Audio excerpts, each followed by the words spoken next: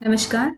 आज फिर से एक और वीडियो लेके आए हैं। अभी हमने आप पिछली वीडियो देख सकते हैं, उसमें हमारा ऋग्वेद का जो चल रहा है, तो हमने वहां तक कवर किया था कि ऋग्वेद के एक केसी सूक्त है, उसमें कुछ जैन तीर्थंकरों का नाम मिलता है। तो आप ऐसे याद कर सकते हैं कि जो जैन ये है ना, उनके बहुत ही लंबे केश हैं, ऐसे याद रख सकते हैं आप। अगला है सातवें मंडल के 103वें सूक्त अर्थात मंडूक सूक्त में सोमरस निकालने की प्रक्रिया का वर्णन है। ठीक है, तो मंडूक तो ऐसे याद रखना कि जो हमारे मुंडे होते हैं ना, वो क्या निकाल रहे हैं, सोमरस निकाल रहे हैं। ठीक है, और कितनी बार निकाल रहे हैं, 7 बार निकाल रहे हैं। तो यानी सातवें मंडल में मंडूक सूक्त में सोमरस निकालने की प्रक्रिया का वर्णन है तथा ऋग वैदिक शिक्षा पद्धति की झलक भी मिलती है। कौन से मंडल में, सातवें मंडल में ही।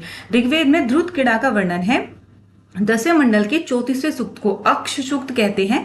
इस सूक्त में अक्ष क्रीड़ा अर्थात धूर्त क्रीड़ा की निंदा की गई है। तो आपसे पूछ सकते हैं कि धूर्त क्रीड़ा का दूसरा नाम क्या है, अक्ष क्रीड़ा है, और जो कौन से उसमें है, 10वें मंडल के 34वें सूक्त में है। और निंदा की गई है एक निराश जुआरी की दुर्दशा का इसमें वर्णन किया गया है।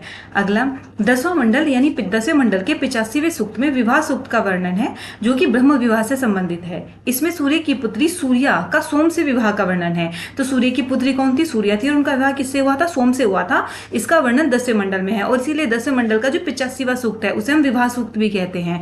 विवाह की विधि एवं उद्देश्य, स्त्री के कर्तव्यों का, विवाह गीतों का वर्णन मिलता है। विवाह को एक संस्था के रूप में दीर्घतमा ऋषि ने विकसित किया था। तो पूछ सकते हैं कि विवाह को एक संस्था के रूप में किसने विकसित किया था, दीर्घतमा ऋषि के रूप में।